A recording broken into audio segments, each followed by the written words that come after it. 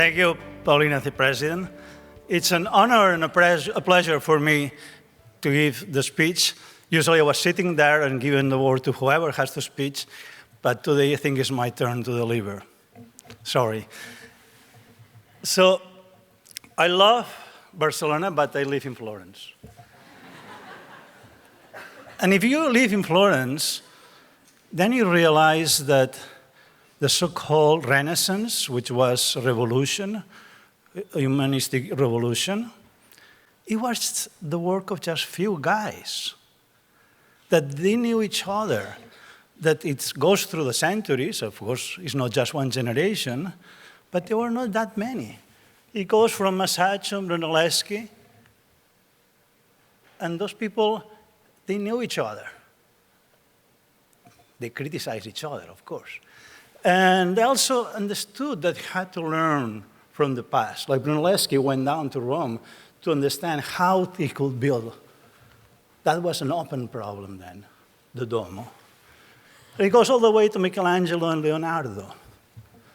So those are a process of emerging ideas becoming innovative art by artisans, architects, and other artists working neck to neck, criticizing each other, also learning from the past and elsewhere, being supported by patrons, the bankers, and the popes.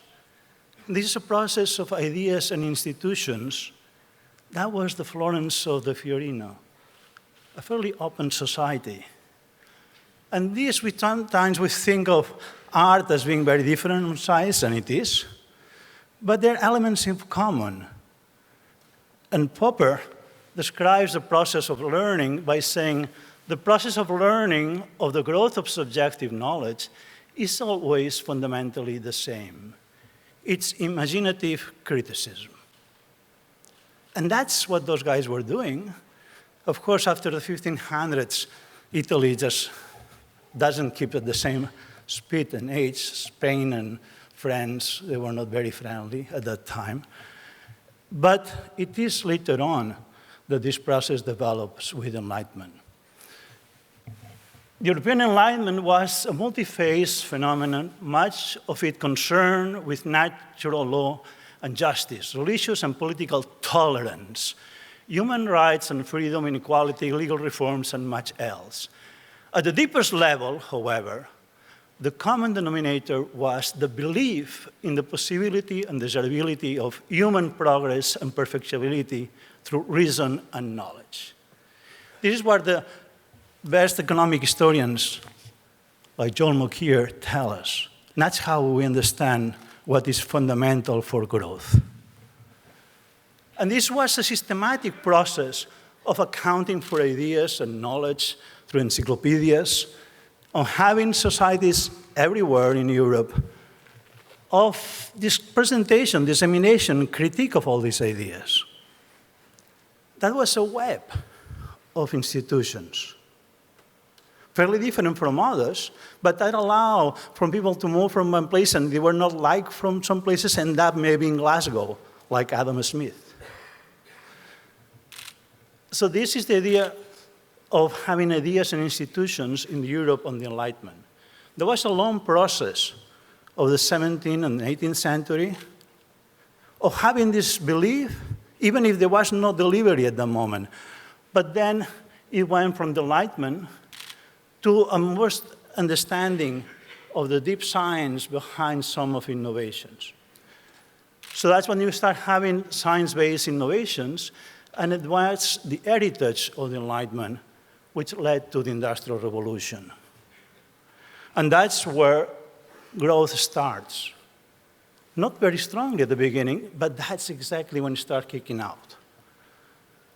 By 1914, Mokier says, the Convergence Club of industrialized economies consists almost entirely of countries that had been exposed to the Enlightenment 2 centuries earlier.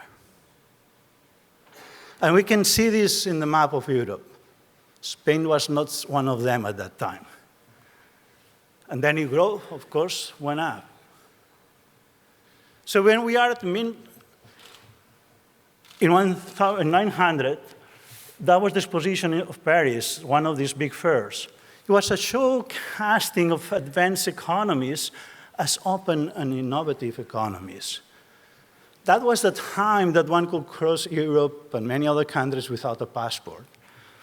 Stefan Zweig reminds us of this wall. A fairly open society where trade was at the highest by that time. And this was the first stage of modern globalization following the steps of the Enlightenment. As in its own way, Florence was too, an open society in the Quattrocento. As in its own way was the Republic of Athens in this high day, in the golden age of Socrates and Pericles. He will say, our city is thrown open to the world. We never expel a foreigner. We are free to live exactly as we please, and yet we are always ready to face any danger. Of course, the death of Socrates seems like a premonition that this path of open societies was going to be a troubled path, not an easy one. So, at the beginning of the 20th century, things looked fairly good. But of course, as we know, it didn't take many years to change radically so. We had at the end of those 2 wars, war and destruction. And that's when Popper wrote his work on the open society and its enemies. The enemies at that time were fascism, communism, according to him. But the whole point was to say that modern totalitarianism is only an episode within the perennial revolt against freedom and reason. But then it's out of this that the European project of the European Union started. And things developed and changed for what best, and we had the longest time of peace in Europe. Of course, openness is not always the same. As a teenager in the 70s, I went to London. I will not elaborate on that. But then later on, I went to Chicago. That was to do the PhD. It was this sense of freedom of arriving to UK or arriving to US, an openness, until the wall finally came down. And this was when we started Pompeu Fabra. Exactly that period. It was the Barcelona of the Olympic Games. All the world know about that. But hosting games and fairs doesn't make a city open. Not even millions of tourists will make it so. As with any society, its institutions, laws, and culture are the ones that make an open city.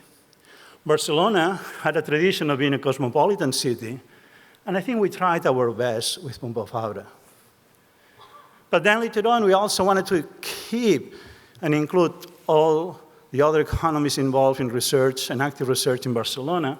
We had been working on that. And that was the idea of being inclusive and have diversity within us, too. That's why in 2006, Barcelona bgse was created. To have a strong group that advances the process of economic learning with imaginative criticism.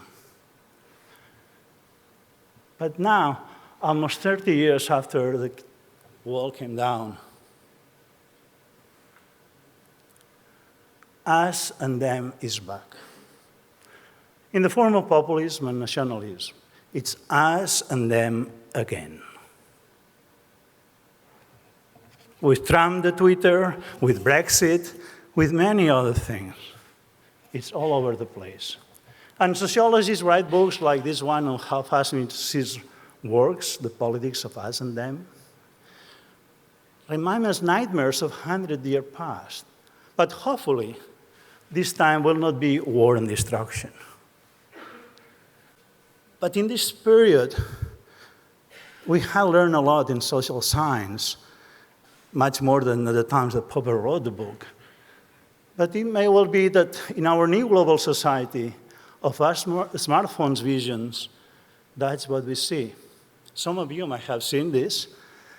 This is a network of high school students in US, and that tells how they're connected with the smartphones.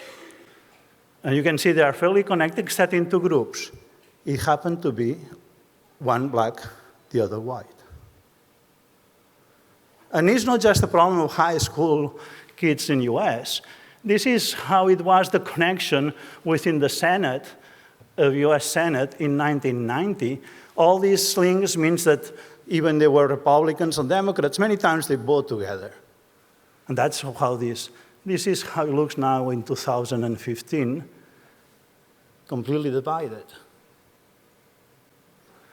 And this is the work of Matt Jackson that he presented here. He's in our scientific council. And if you want to read a good book about what good research in social science is now, that's a good one to have for this summer.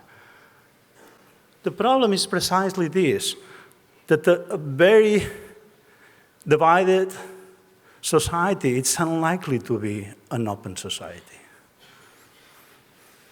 So you are the 2019 class of Barcelona GSE, and I hope yours has been an experience of being in an open community with friends.